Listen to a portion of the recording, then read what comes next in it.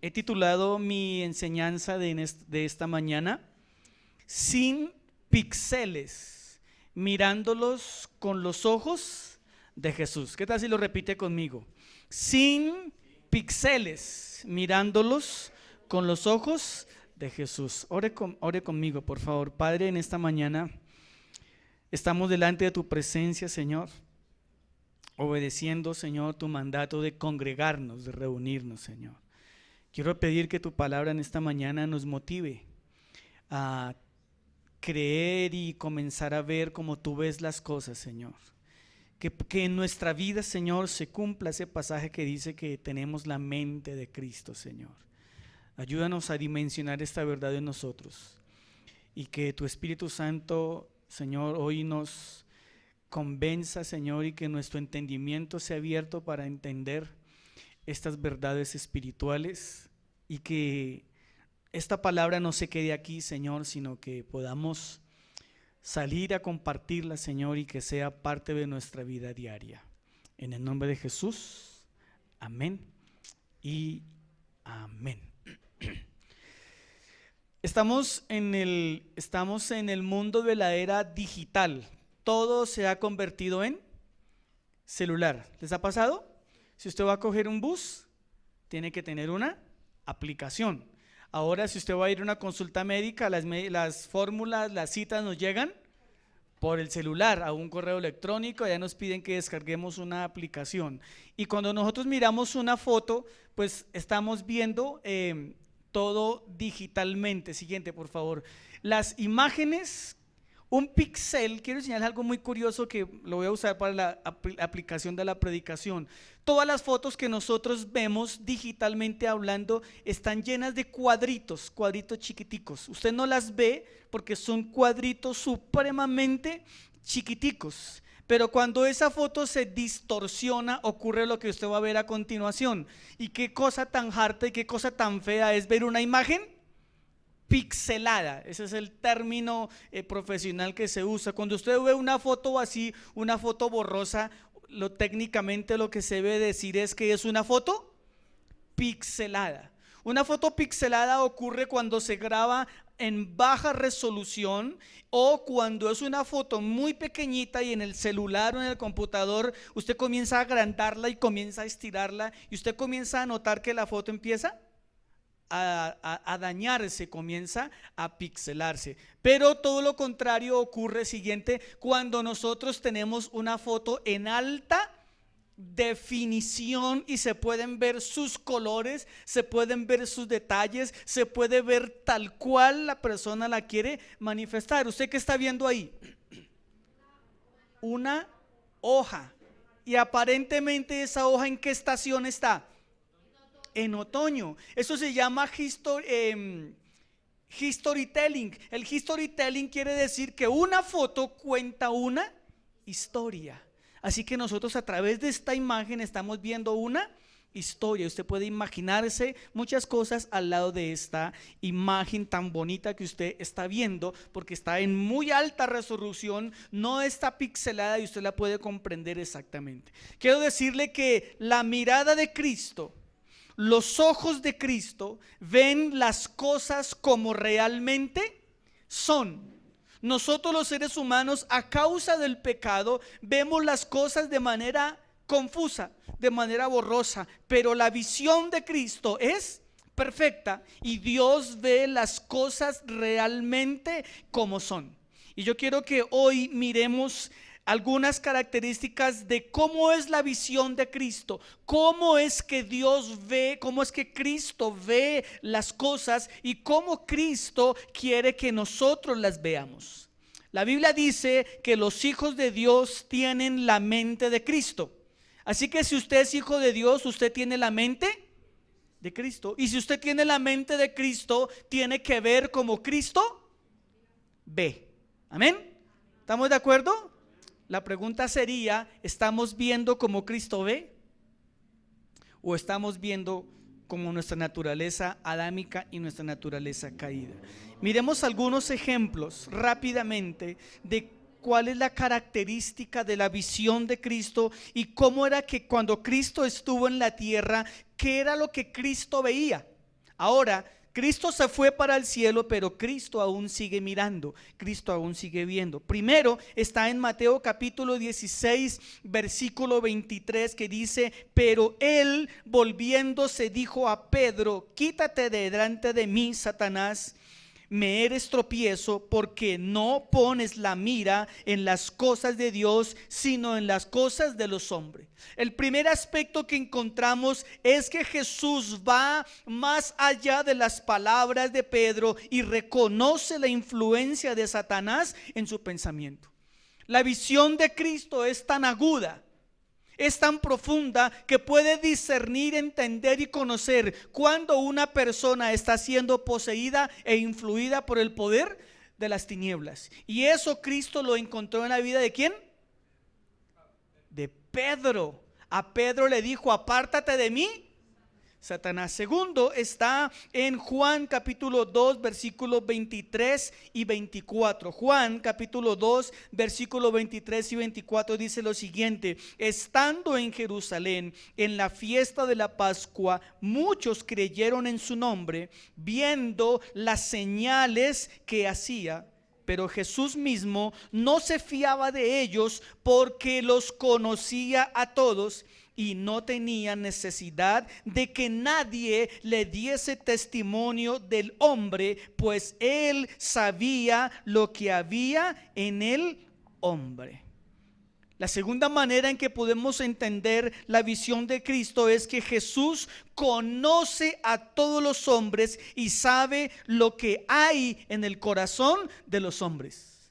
El contexto del pasaje que acabamos de leer: los hombres vinieron a Cristo a decirle que creían en Él, y Jesús dice que Él no creyó en ellos porque conocía sus corazones. Cristo tiene la capacidad de conocer lo que realmente hay en el corazón del hombre. Cuando hablo de hombre me refiero a la humanidad en general. Tercero está en Juan capítulo 1, versículo 47 y versículo 48. Dice: cuando Jesús vio a Natanael que se le acercaba, dijo de él: he aquí un verdadero israelita, en quien no hay engaño. Le dijo Natanael: ¿de dónde me conoces? Respondió Jesús y le dijo: antes que Felipe te llamara, cuando estabas debajo de la higuera, te vi. El tercer aspecto de la visión de Cristo es que Jesús ve a Natanael y reconoce su sinceridad, mostrando que lo conocía antes de que Felipe lo llamara. Jesús tiene la capacidad de conocer las verdaderas intenciones del corazón del ser humano. ¿Estamos de acuerdo? Cuarto está en Lucas capítulo 19, versículo 5. Está hablando de Zaqueo. Y en Lucas 19:5 dice: cuando Jesús llegó a aquel lugar, mirando hacia arriba, le vio y le dijo: Zaqueo, date prisa, desciende, porque hoy es necesario que yo pose en tu casa. El cuarto aspecto es que Jesús conocía a Zaqueo y lo llamó por su nombre. Jesús conoce personalmente a cada persona en esta tierra. A cada persona que está parada en este momento en la tierra, el Señor lo conoce, y lo conoce por su nombre propio, por su nombre personal. El quinto aspecto lo encontramos en Mateo capítulo 9, versículo 35 y 38. Mateo capítulo 9, versículo 35 al 38. Y es aquí donde me quiero detener en esta mañana. Cristo tiene la capacidad, el poder y todo lo necesario para identificar y para conocer la verdadera necesidad del ser humano. Le repito, Cristo tiene la visión, el poder, la cualidad, la facultad de descubrir, de conocer, de saber cuál es la verdadera necesidad que tiene el ser humano. Cuando usted y yo vamos a los centros comerciales, a los almacenes de cadena, a las grandes plataformas, a las grandes superficies, uno ve personas salir con muchísimas compras.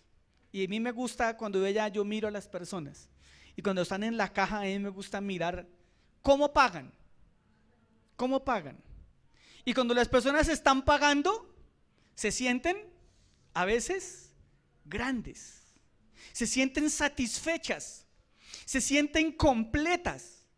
Porque creen que lo que compraron va a satisfacer una verdadera necesidad. Más risa me da cuando sacan la tarjeta de crédito y dicen a 36 cotas. Ahí es cuando yo me echo a reír. Porque a veces la persona cree que haciendo esas cosas su verdadera necesidad es suplida, porque cree tener el control de las cosas.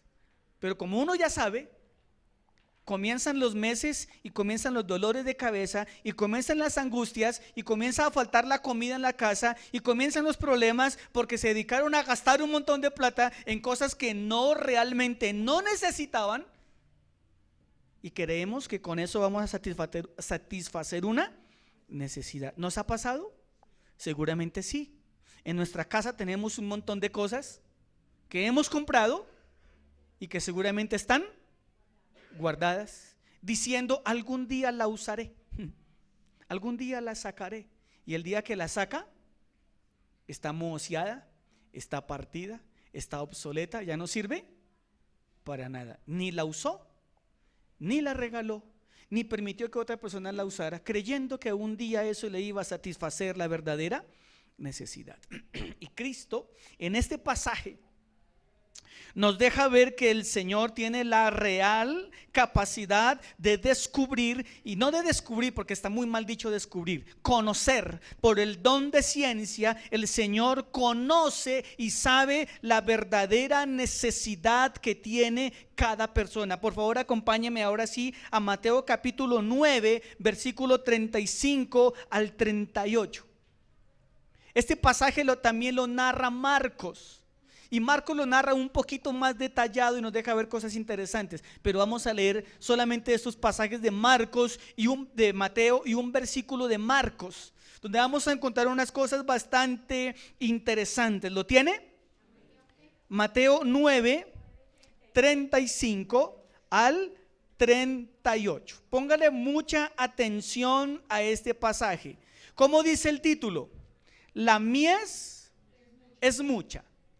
Leemos así la palabra del Señor. Recorría Jesús todas las ciudades y aldeas, enseñando en las sinagogas de ellos y predicando el evangelio del reino y sanando todas las enfermedades y toda dolencia en el pueblo. Y al ver las multitudes, tuvo compasión de ellas, porque estaban desamparadas y dispersas como ovejas que no tienen pastor. Entonces dijo a sus discípulos: a la verdad la mies es mucha, mas los obreros son pocos. Rogad pues al Señor de la mies que envíe obreros a su mies. El contexto dice que Jesús estaba en un lugar, dio la enseñanza, atravesó el mar y llegó a su ciudad. Y Marcos dice en el pasaje de Marcos que había tanta multitud de personas que ni siquiera les quedaba tiempo para comer. Estaban tan ocupados Jesús y sus discípulos atendiendo a tantas miles de personas que no les quedaba ni tiempo de comer. Eso es lo que relata el evangelio de Marcos. Y dice que Jesús se llevó a sus discípulos y les dijo: apartémonos un poco. Los llevó aparte, se subieron a la barca y dijo: salgamos de todo este bullicio, de todo este escándalo, de todas estas cosas. Pero dice la palabra que la gente se dio cuenta que Jesús se retiró y se fue, y la multitud corrió detrás de Cristo persiguiéndolo. Ahora, ¿por qué las personas perseguían a Cristo? ¿Qué buscaban las multitudes? Porque aquí dice que Jesús vio multitudes. Y el contexto del pasaje de Marcos y de Lucas también nos enseña que después de un tiempo Jesús alimentó 5,000 hombres. En el contexto en que se escribe esto, cuando se hacía el conteo, se contaba a los hombres, a los varones. Pero donde hay varones hay, porque no pueden vivir sin nosotros, hay mujeres. Y donde hay mujeres, ¿qué hay? Niños. O sea que muy posiblemente en ese momento no habían 5,000 personas. Posiblemente habían 10,000, 12,000, 14,000 personas que estaban siguiendo a Jesús. Ahora el pasaje también nos dice que Jesús alimentó a esta cantidad de personas. Detalles más curiosos de las traducciones del griego dice que Jesús le recriminó a las personas porque les dijo en el griego que comían casi como animales, que comían para saciarse y se llenaban hasta quedar totalmente llenos. Y Jesús los regaña y los recrimina porque les dice: ustedes no vienen tras la palabra, no vienen tras de mí, sino que vienen a comer desaforadamente. Ese es el contexto del pasaje. Así que encontramos una multitud que no perseguía realmente a Jesús. No iban detrás de Jesús, no iban detrás de sus enseñanzas, no iban detrás de lo que era Jesús, sino que iban detrás de un interés personal. Diferente a lo que pasa hoy en día, absolutamente igual. Las personas hoy en día pretenden buscar la mano de Dios, pero no buscan a Dios como debe ser. Entonces, ¿cómo vio Cristo? ¿Cómo vio Cristo a estas multitudes? Hay una cosa muy interesante en los evangelios. Cristo era un observador. ¿Se han dado cuenta de eso en los evangelios? Cuando Cristo iba caminando con sus discípulos, él veía un pajarito y se inventaba una parábola. Cuando Cristo iba por el camino y veía un obrero labrando, Jesús se inventaba una parábola. Cuando Jesús iba por el camino y pasaba de pronto por frente a un juzgado, se inventó la parábola del juez injusto. Jesús era una persona, o es una persona supremamente observadora, pues su capacidad precisamente se lo permite. Y en este pasaje encontramos que Jesús vio la verdadera necesidad de la multitud. Y la verdadera necesidad de la multitud no era comer. No era su verdadera necesidad. Vuelvo y repito, cuando vamos a hacer compras, ¿será la verdadera necesidad del hombre hacer compras? No, a veces no. A veces con las compras queremos satisfacer necesidades espirituales y queremos llenarlas con cosas materiales. Jesús en estas personas vio eso. Así que tome su Biblia en el versículo 38. Y yo quiero que usted mire cómo es la visión de Cristo y cómo Cristo quiere que nosotros veamos a la humanidad que está a nuestro lado, a la humanidad que nos rodea a diario, a las multitudes que nos rodean a diario. Usted dirá: pero es que yo trabajo con 5 personas. Esas 5 personas son su multitud. Esas son su multitud. Son las personas a las que nosotros tenemos acceso. Leamos de nuevo por favor el versículo 38. ¿Lo tiene? ¿Qué dice? Al ver, el 36, perdóneme, 36. Al ver las multitudes, ¿qué fue lo que vio Cristo? No, vio multitudes. Fue lo primero. Vio muchísima gente. Al ver las multitudes, tuvo compasión de ellas porque estaban desamparados, dispersos como ovejas que no tienen pastor. Devolvámonos, comencemos a mirar el versículo al revés. ¿Qué fue lo que Dios observó en las personas? Primero, lo que Cristo observó en esas personas era que estaban desamparadas. ¿Cómo así? ¿Cómo así? Luego no habían hijos con su papá. Luego no habían esposas con sus esposos. ¿Estaría Jesús hablando de ese tipo de desamparo? Por supuesto que no. ¿Era una multitud que no tenía un gobierno? No, porque tenían el gobierno judío, dirigido por los fariseos, y tenían encima el gobierno romano, que era el que controlaba el mundo judío en aquel entonces. Entonces tampoco estaban desamparados políticamente. Entonces, ¿qué fue lo que Cristo vio? ¿Qué fue lo que Cristo vio y que Mateo y los demás escritores percibieron cuando Cristo expresó esas palabras? Desamparados. La palabra desamparado, su etimología significa separado, significa dislocado. En el griego esa palabra se puede traducir como dejar atrás, dejar en el desierto, desertar. Así que lo que Cristo pudo observar, y por el don de ciencia que Él tiene, lo que Cristo pudo entender es que esas multitudes estaban separadas de Dios. Esas multitudes estaban dislocadas de Dios. ¿Saben qué es dislocarse? Cuando un hueso se sale de su lugar y queda como una marioneta. Y Jesús vio a esas multitudes. ¿Cómo las vio? Separadas. Las vio dislocadas. Esas multitudes habían dejado atrás las cosas de Dios. Vivían como en un desierto. Esas multitudes habían, por el pecado, habían desertado de su comunión con Dios.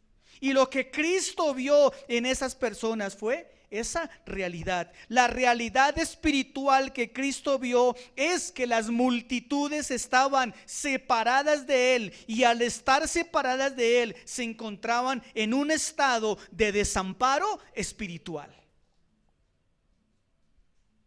Esa es la gran realidad que Cristo vio. Repítalo conmigo, no sé si llega igual como lo estoy leyendo. La realidad espiritual que Cristo vio es que las multitudes estaban separadas de Él, y al estar separadas de Él se encontraban en un estado de desamparo espiritual.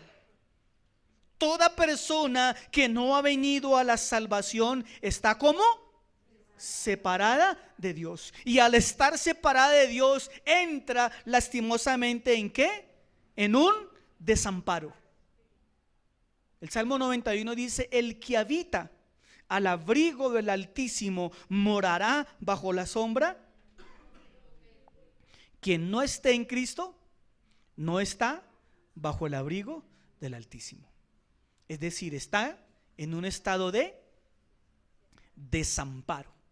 Pregúntele a su vecino: ¿estás desamparado o amparado? ¿Cómo está usted hoy?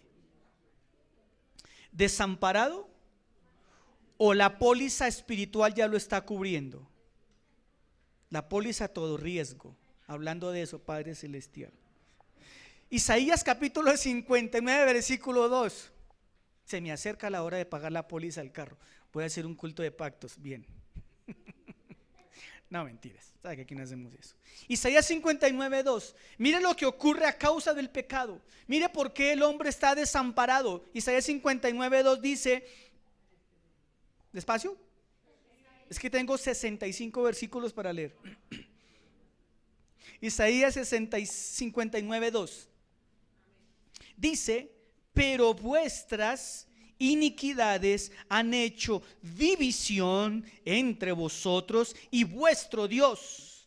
Vuestros pecados han hecho ocultar de vosotros su rostro para no oír. A causa del pecado, ¿cómo está el hombre? ¿Qué dice el pasaje que dice Isaías? A causa del pecado, ¿cómo está el hombre? Dividido. Hay una división entre Dios y el hombre. Hay un desamparo entre Dios y el hombre. A causa del pecado del hombre, el rostro de Dios se ha escondido de las personas. Oh, qué tremendo, hermano. Una persona sin Cristo vive una vida en oscuridad, una vida lamentable, que está tratando en los medios naturales resolver las cosas, y por eso no las puede resolver. Juan capítulo 15, versículo 5, encontramos otra verdad que nos deja ver este propósito del desamparo, o esta aclaración más bien del desamparo que Cristo vio en las multitudes. Juan 15, 5 dice: yo soy la vid, vosotros los pámpanos. El que permanece en mí y yo en él, este lleva mucho fruto, porque separados de mí nada podéis hacer. Romanos capítulo 3 versículo 23, aquí todo el mundo se lo sabe: por cuanto todos pecaron, están destituidos, expulsados.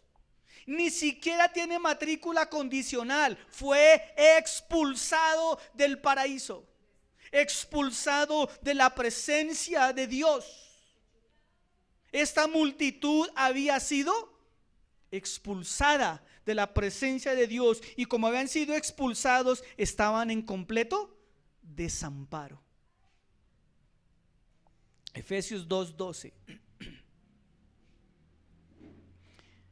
Mi padre quedó huérfano de madre cuando él tenía 7 años de edad, y mi abuelo no fue el mejor ejemplo de padre para mi papá y para mis tíos. Por la misericordia de Dios, los hijos de ese matrimonio son hijos de bien y son personas decentes, honorables. Creo que solamente hay una ovejita negra por ahí, ¿no? Solo hay uno, ya del otro matrimonio. Pero mi papá cuenta en su historia de vida que cuando mi abuela María murió, mi papá y mis tíos comenzaron a vivir de casa en casa, a ver cuál de los tíos de ellos los recibía, viviendo en un absoluto desamparo, y tuvieron que sufrir la injusticia de un tío que les daba unas muendas y que los castigaba de una manera exagerada. Cuando Cristo vio la multitud, dijo: esas multitudes no tienen papá, no tiene quien los proteja, no tiene quien los cuide, están absolutamente desamparados. ¿A la merced de quién? Del diablo. Estaban a la merced del diablo. Eso es lo que Cristo vio. ¿Será grave la situación? Supremamente grave. Efesios capítulo 2 versículo 12 dice: recordad que en ese tiempo, estabais separados de Cristo, excluidos de la ciudadanía de Israel, extraños a los pactos de la promesa, sin tener esperanza y sin Dios en el mundo. Así que la primera situación que Cristo ve es que las multitudes estaban desamparadas. Todo lo que leímos nos enseña lo que significa el desamparo espiritual. Quien no ha venido a la luz de Cristo, quien no ha venido a la verdad del Evangelio, está literalmente desamparado de Dios. Así mencione a Dios, así pertenezca a la religión que permanezca, si no ha venido a los pies de Cristo, a la salvación, continúa en un estado de ¿qué? Desamparo, desprotección de la vida espiritual. Lo segundo que Cristo vio, ¿qué fue? Los vio desamparados. ¿Y cómo más los vio? Lea por favor el versículo 36 de Mateo capítulo 9. Los vio dispersos. Leámoslo nuevamente: al ver las multitudes, tuvo compasión de ellos porque estaban desamparadas y dispersas. Quise partir ese parrafito en dispersas y luego la otra palabra. ¿Qué significa la palabra disperso? La palabra disperso significa para romper, significa disolver completamente. ¿Qué fue lo que Cristo vio? Que sus vidas, que las multitudes que lo seguían no tenían un rumbo.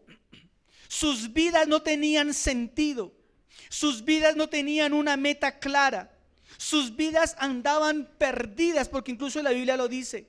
Las multitudes que seguían a Cristo seguían Seguían para satisfacer los placeres de su carne. Ese era su objetivo. No tenían otro objetivo.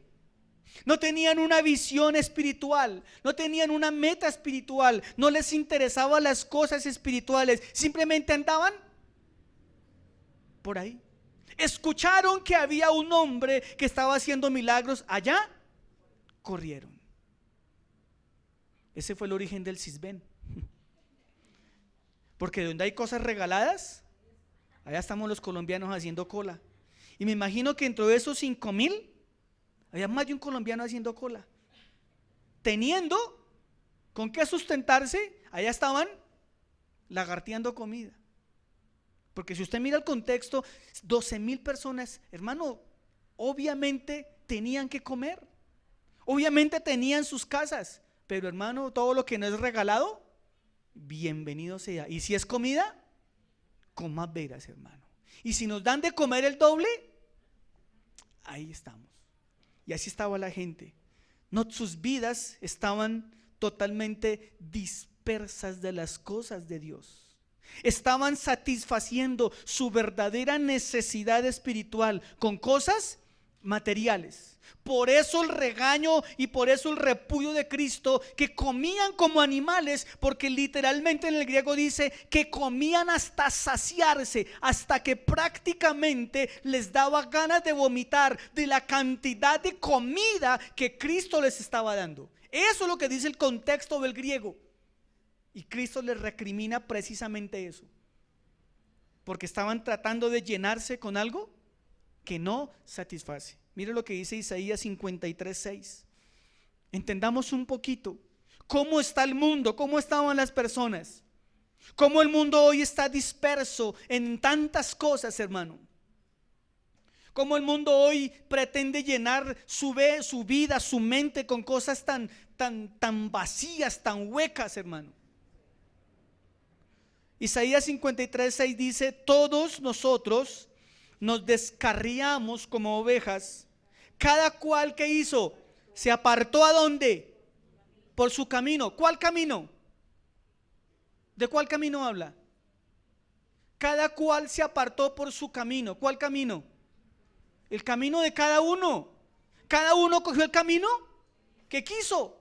Cada cual vive como quiere. Cada cual vive como se le antoja. Cada cual hace lo que quiere. Vivimos yo le llamo la era de la estupidez, hermano. Yo todos los días lucho con los conductores. Usted ve gente mal parqueada, atravesada, que cometen cualquier cantidad de brutalidades, pero vaya usted, hágale el reclamo. Le verá que usted sale perdiendo. Así el que esté mal parqueado sabe que está mal parqueado, le responden uno con 2 palabras en la mano. Cada cual se ha desviado por su propio camino y quiere vivir su vida como él. Déjenme vivir mi vida, que esa es mi vida. Al fin de cuentas es mi vida. Eso es lo que Isaías está diciendo. Dice: cada cual se apartó por su camino, mas Jehová cargó en él el pecado de cada uno de nosotros. Vaya a Jeremías 56. Dese cuenta que el contexto histórico de la Biblia nos muestra que esta situación en que los hombres están dispersos ha existido siempre. Hoy también sigue existiendo. Jeremías 56, que dice: ovejas perdidas fueron mi pueblo, sus pastores las hicieron errar, por los montes las descarriaron, anduvieron de monte en collado, olvidaron su lugar de reposo. ¿Cómo está la gente hoy en día? Perdida, como ovejas, corriendo de aquí para allá. ¿Conoce usted personas que se han cambiado de país buscando un mejor bienestar? Huyendo de la situación tan trágica y tan terrible de Colombia, me voy a aventurar.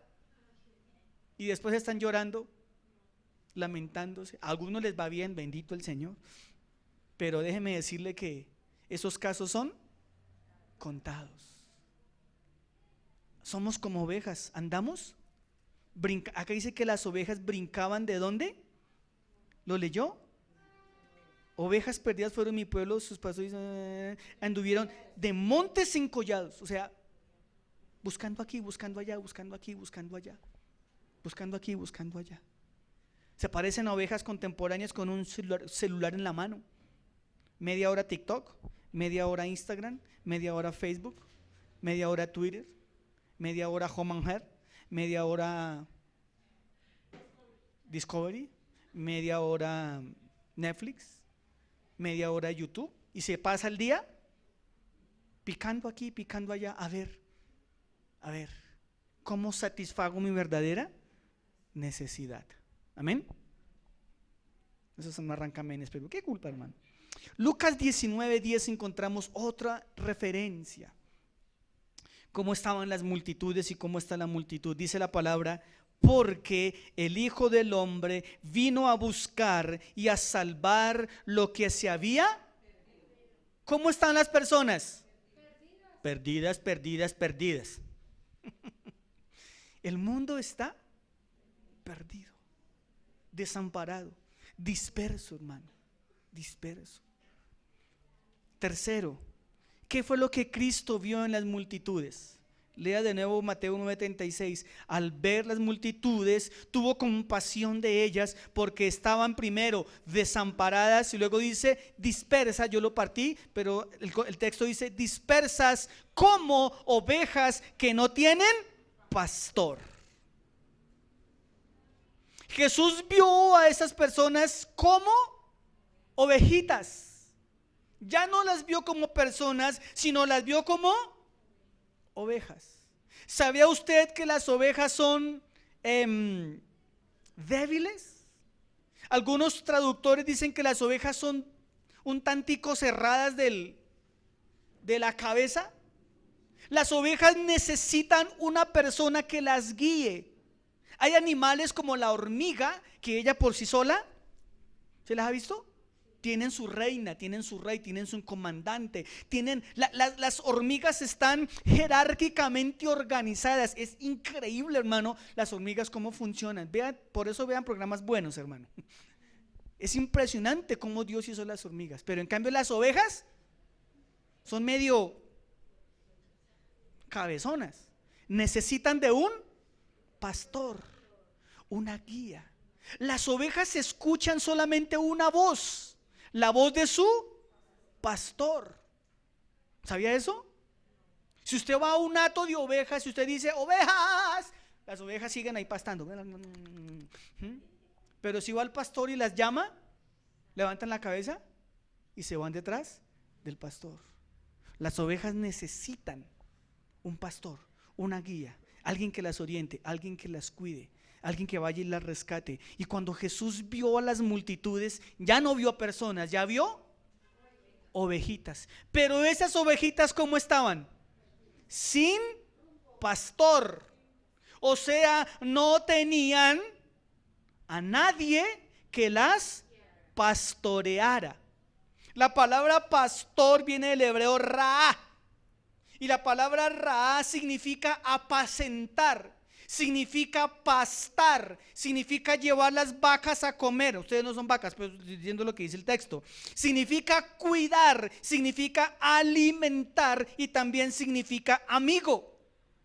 Así que lo que Jesús vio es que esas multitudes eran personas que no estaban siendo apacentadas, que nadie les estaba dando comida espiritual. Usted dirá, pero ¿cómo así? Si estaba la religión farisea, estaban los saduceos, ¿cómo así? Pues precisamente si a alguien Cristo criticó fue a los fariseos y a los saduceos, porque se les había olvidado la labor de pastorear a las personas. Lo que Cristo encontró en estas personas es que al estar sin alimento espiritual, carecen de entendimiento, carecen de fe, carecen de discernimiento, y por eso son presa fácil del enemigo. Una persona sin pastor, entiéndame bien lo que quiero decir, es una persona que no tiene alimento espiritual. Por eso yo no creo en los cristianos que dicen: yo no necesito de una iglesia. Como me dijo un amigo: yo me pastoreo a mí mismo y pastoreo la iglesia que yo me predico a mí mismo en la sala de mi casa. Interesante teología, pero bastante equivocada. Él es el pastor de él mismo y él se pastorea a él mismo, y él mismo se hace los cultos él mismo en la sala de su casa. Interesante, ¿no? Pero la palabra nos enseña algo totalmente diferente.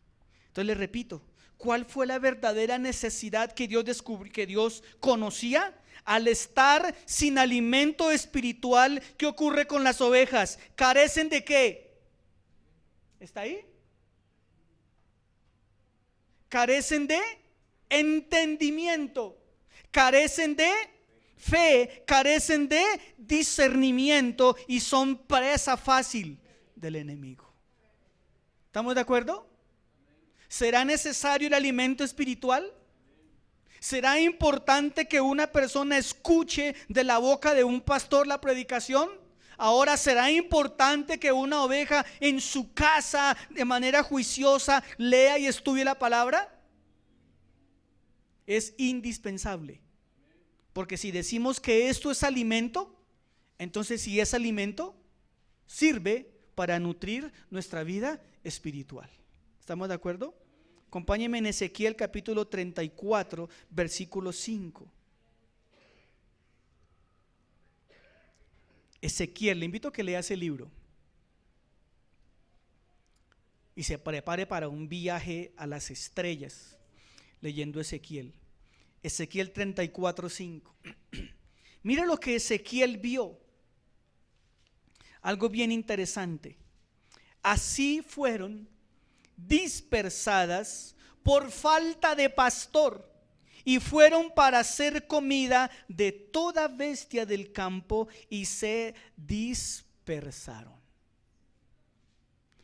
El mundo, hermanos, a causa del pecado, está sin pastor. Sin pastor. El pastor de pastores, que es Cristo Jesús. Zacarías capítulo 10, versículo 2. Zacarías 10:2 dice lo siguiente: porque los ídolos han hablado vanidad, y los adivinos han visto mentira, y han contado sueños falsos. En vano consuelan, por lo cual el pueblo vaga como oveja y sufre porque no hay un pastor. Así está el mundo. Jeremías 56. Jeremías 56. Jeremías también vio este problema en las personas.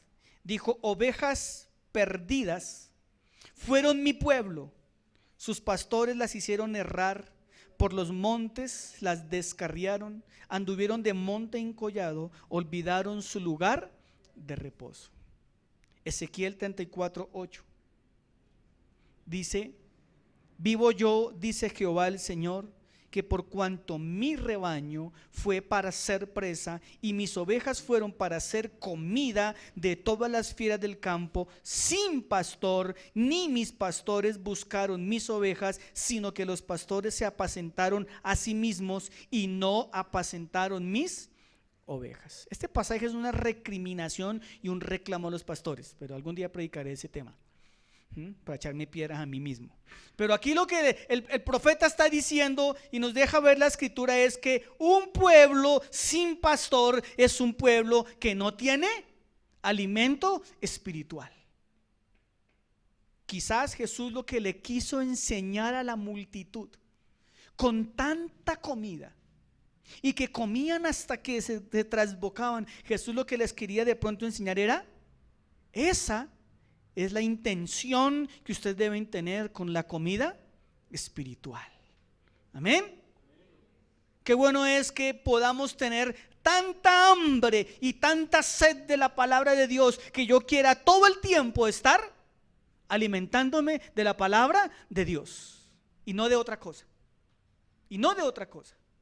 Y cuando yo me alimento verdaderamente de la palabra de Dios, cualquier otra cosa que no sea la palabra de Dios me va a saber amargo, me va a saber redulce, me va a saber ácido, porque me estoy alimentando con la verdadera palabra de Dios.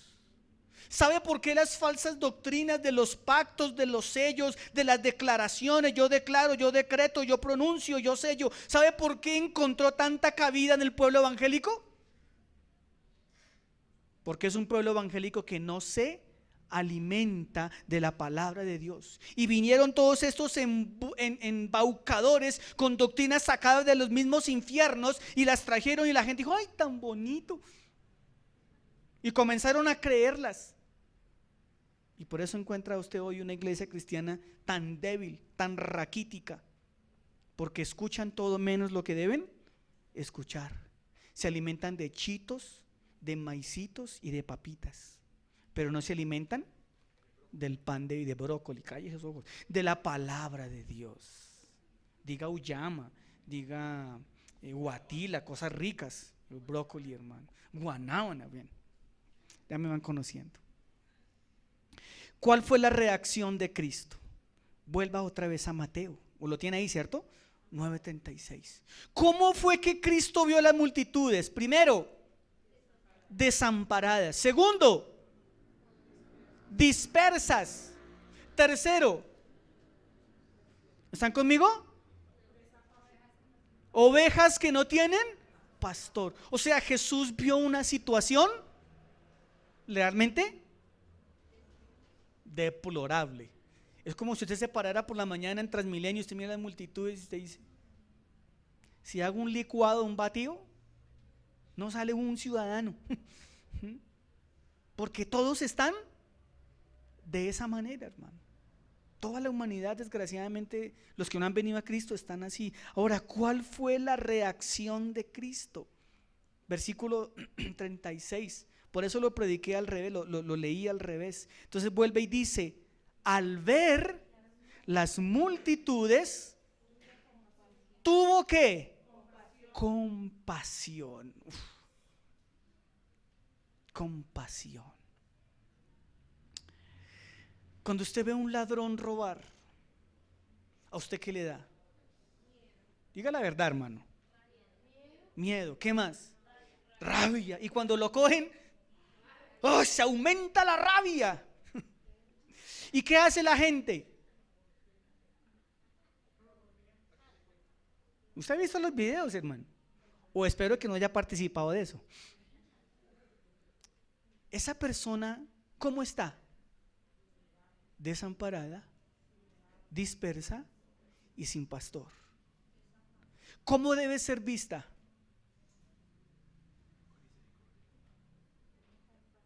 Pero pastora, ¿a usted cómo se le ocurre? ¿Cómo se le ocurre decirme a mí que yo veo a un ladrón y que lo debo mirar con ojos de compasión? No, qué pena. Qué pena con usted. Pero ahí la Biblia no entra, dirá usted. Pero cuando Cristo estaba frente a esas multitudes venían a usurpar el bolsillo de Cristo y a exprimirlo. Porque si Cristo hubiera multiplicado comida para 50,000, esas multitudes se hubieran comido la comida de 50,000.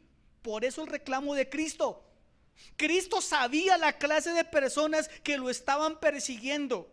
Y me imagino que más de un colombiano de esos fue ahí y dijo: mija, saque la bolsa que están repartiendo comida. Y eso más de uno empezó a empacar para la semana. ¿O se parece a nuestras fiestas familiares? Ese familiar que se lleva 6 platos dentro del bolso y que uno no se da cuenta. Y que uno dice: ¿qué pasó con la lechona? No alcanzó la lechona. Ah, claro, ya sabemos en la casa de quién están. No pasa así. O el que parte y reparte se lleva la mejor parte.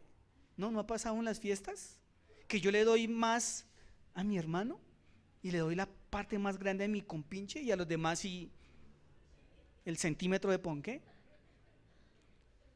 ¿No somos diferentes a lo que Cristo estaba observando en las multitudes. Pero lo curioso es que a pesar de que las multitudes eran como eran y que Jesús las conocía y que Jesús sabía quién eras, Jesús las miró con compasión.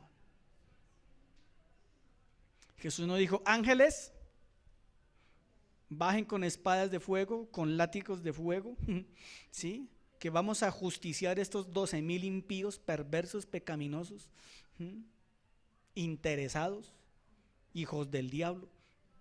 Jesús los vio y tuvo compasión. ¿Qué es compasión?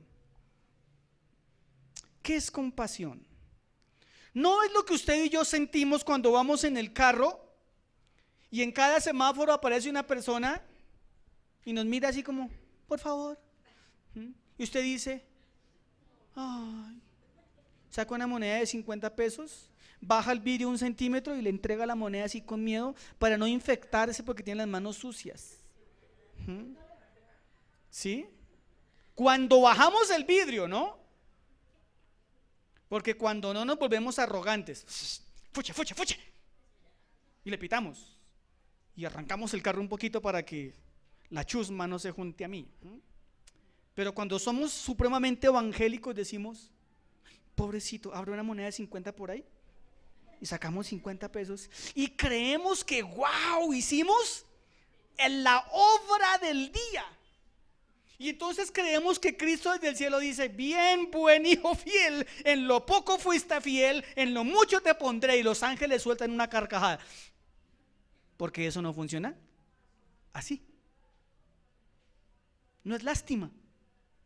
No es lástima.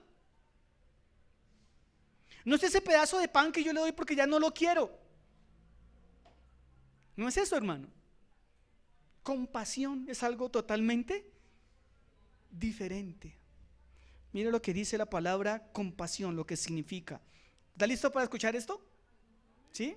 Bien. Compasión significa conmoverse hasta las entrañas.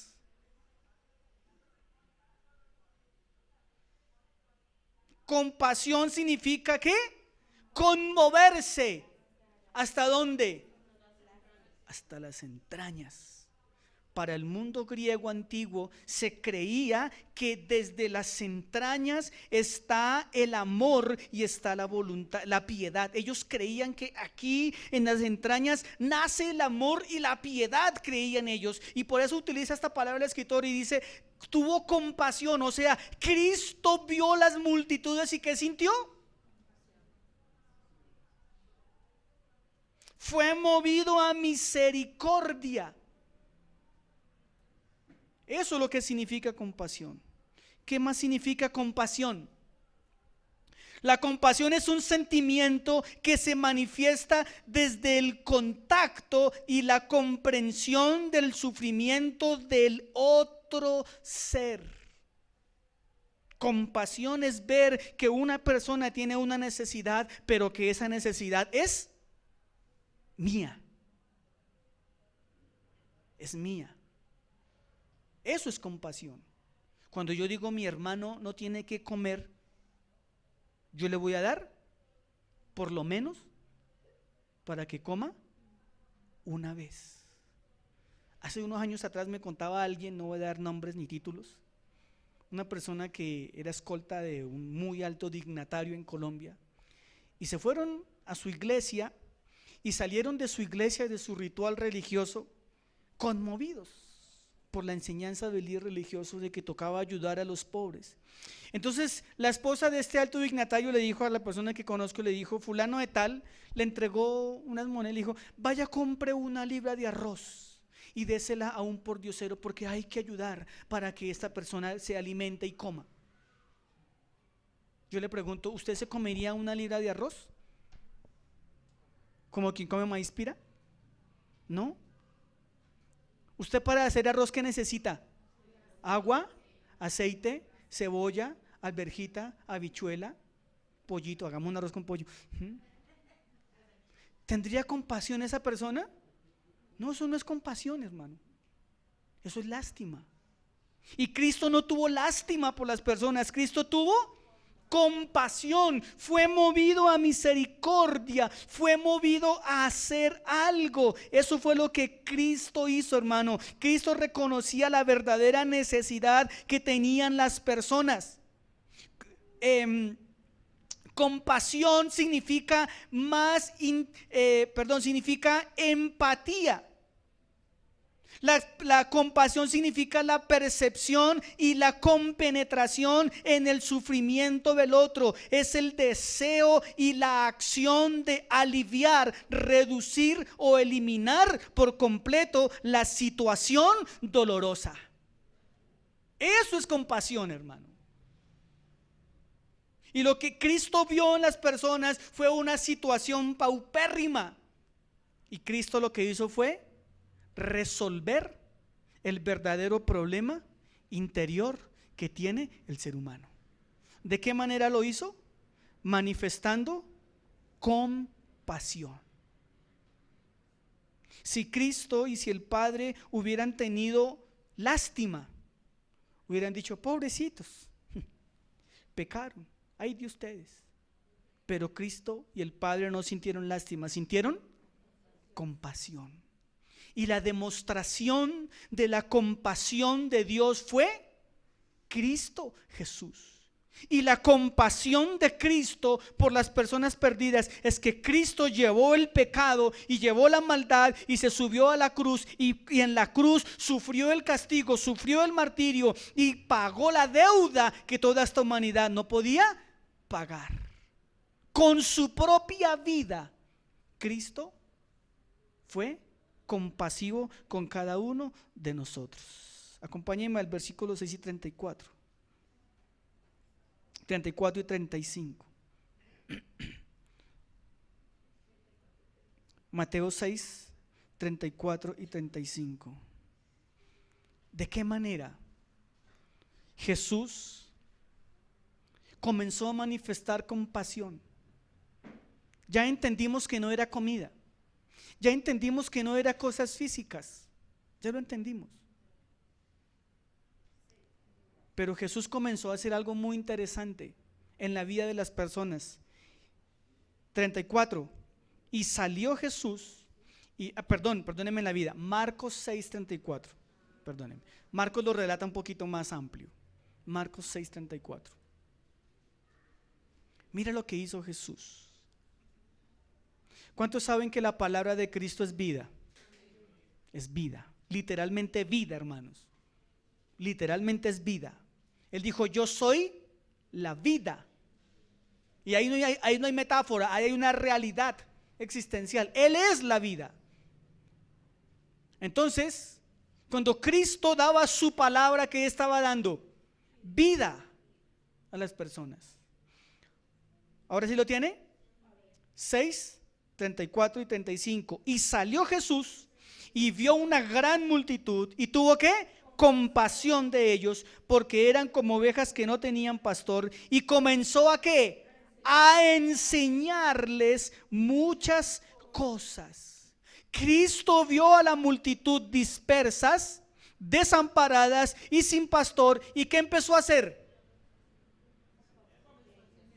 ¿Qué enseñaba? Las verdades del reino. Las verdades del reino. Y si usted sigue leyendo, dice: cuando ya era muy avanzada, o sea, ¿cuánto tiempo invirtió Cristo dando palabras de vida para sacar a esta multitud de su desamparo, de su abandono, de su dispersación, de su falta de pastor? ¿Qué fue lo que Cristo les dio? Palabra. ¿Y la palabra qué trae? Vida. ¿Qué necesita la gente hoy en día? Vida. ¿Cómo le damos vida a las personas? Con la palabra. Con la palabra. Sigamos leyendo. Cuando ya era muy avanzada la hora, sus discípulos se acercaron a él diciendo: el lugar es desierto y la hora ya es muy avanzada. Y ahí fue cuando Jesús dijo: hagan sándwich, vayan allí ¿sí? Y los mandó a traer pan. y les dio de comer a la multitud para enseñarles una verdad espiritual. Amén. Personas como nuestro presidente, absolutamente ciegas, absolutamente perdidas en el mundo, faltas de entendimiento, conocimiento y mundo espiritual, creen que estos pasajes bíblicos hablan de un Cristo que vino a resolver el problema del hambre del ser humano, y la teología de la liberación ha enseñado que en estos pasajes Cristo es el libertador y que Cristo vino preferiblemente a darle solución a los problemas económicos de la sociedad. A todo eso tenemos que decirle falso, con toda falsedad. Si bien Cristo puede resolver un problema financiero, el contexto del pasaje me enseña claríticamente que Cristo vino a resolver la pobreza espiritual. ¿Estamos de acuerdo? Bien, termino con esto, hermanos. Mis 4 conclusiones. Quiero que las escuche bien. Y quiero que se vaya para su casa con las 4 conclusiones, hermano. Primer conclusión: nosotros, ¿aquí hay nosotros? O sea, usted y yo, tú y yo y tú, nosotros, vosotros, ellos. Nosotros éramos las ovejas desamparadas, perdidas y sin pastor, por las cuales Dios envió a su Hijo unigénito, entregándolos para por nuestra propiciación. Pensé que se iba a emocionar, hermano. Usted y yo éramos las ovejas descarriadas, perdidas, dispersas, desamparadas, y no teníamos pastor. ¿No le parece maravilloso? Usted hoy no está desamparado. Usted hoy no está disperso. Aunque algunos andan así como dispersos, pero espiritualmente no estamos dispersos. Hoy tenemos la verdad de Cristo. Hoy sabemos quién es mi Salvador, quién es mi Señor. Sabemos de dónde venimos y para dónde vamos y en quién hemos creído. Hoy estamos así. Hoy tenemos un pastor. Se llama Cristo. Cristo es nuestro buen pastor. ¿No le parece maravilloso? Cuando Cristo vio a la multitud de colombianos, a esa gente del Amparo, que francamente, ni hablemos de los de Roma, y cuando volteó a mirar y vio los del Carmelo y dijo: Padre, por favor, se parece a los de Britalia, Señor. Y miró así, vio a Venezuela y dijo: no, la hermana. Y Dios nos vio ¿cómo? Con sus ojos de compasión. Y a pesar de quienes éramos, el Señor nos rescató. ¿No le parece maravilloso? Mi segunda conclusión: si tenemos la mente de Cristo, ¿cuántos tienen la mente de Cristo? Seguro, si tenemos la mente de Cristo, debemos ver las multitudes de la misma manera que Cristo lo hizo. ¡Oh, qué difícil! Qué difícil ver ese jefe malo, perverso, con los ojos de Cristo. Qué difícil ver ese cuñado, ese hermano, ese tío, ese primo, ese vecino que es insoportable, con los ojos de Cristo. Pero el mandato de Cristo es que lo veamos ¿con qué? Compasión. Y si mañana esa persona necesitara algo de nosotros, ay, Padre,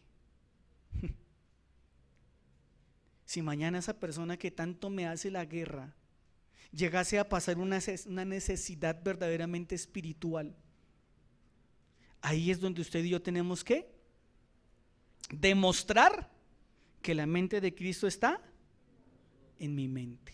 Amén.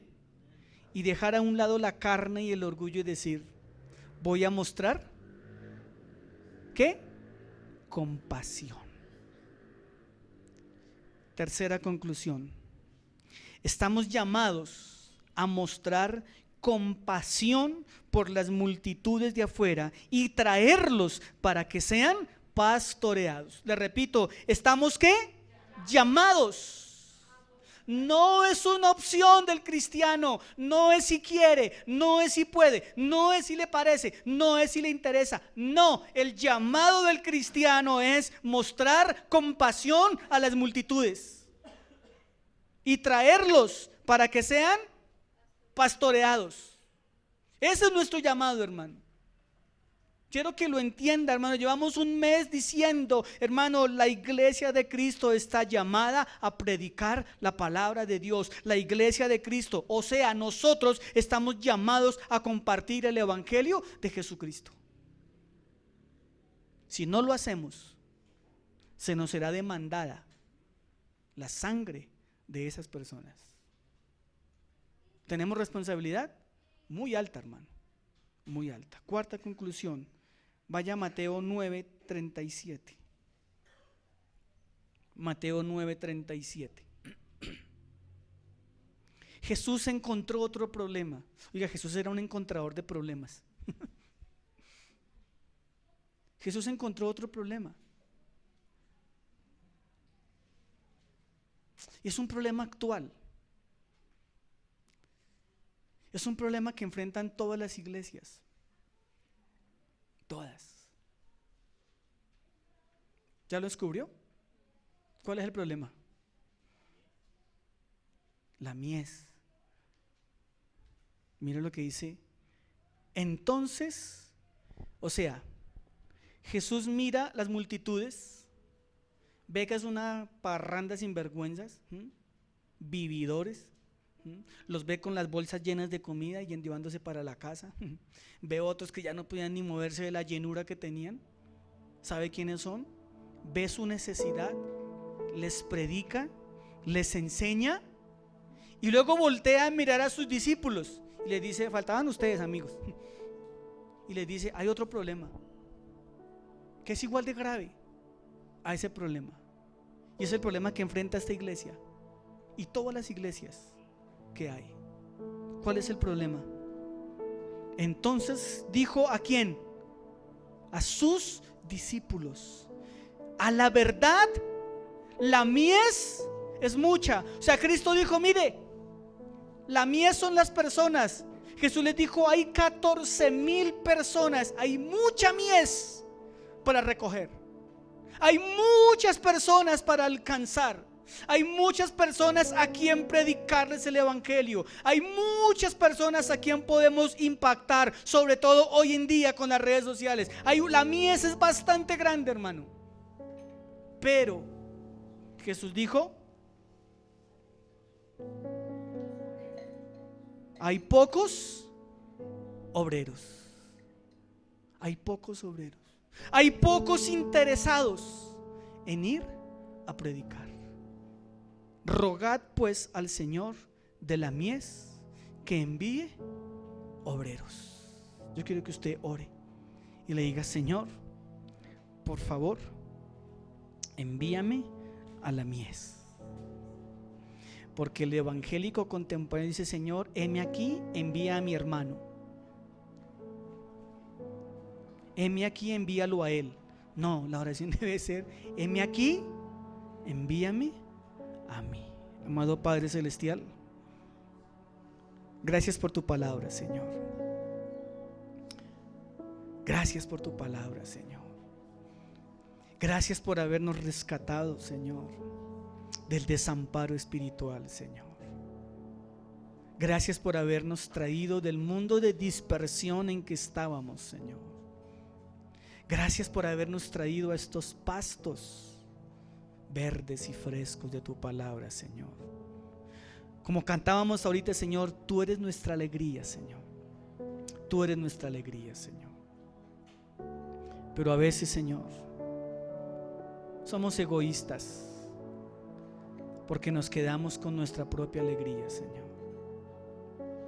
Perdónanos, porque a veces no salimos al mundo, Señor, a decirles que tú viniste, Señor, a librarlos del desamparo, de estar perdidos, y que tú has venido a pastorearlos, Señor.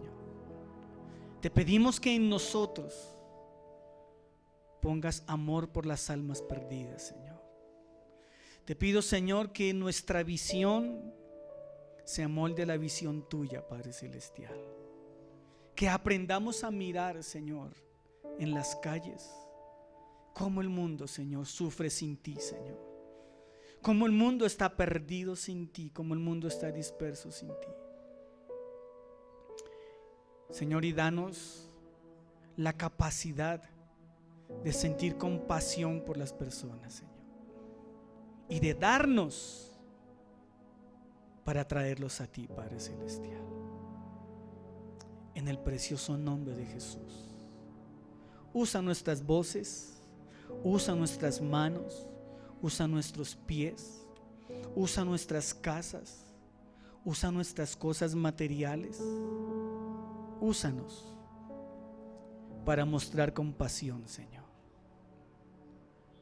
Señor, que en nuestra congregación, por lo menos, Señor, se levanten obreros para que vayan a las multitudes, Señor, a la multitud de su familia, a la multitud de su oficina, a la multitud de su universidad, a la multitud de su colegio, y le lleven estas buenas nuevas de salvación. Muchísimas gracias, Padre, en el nombre de Cristo Jesús. Amén y amén.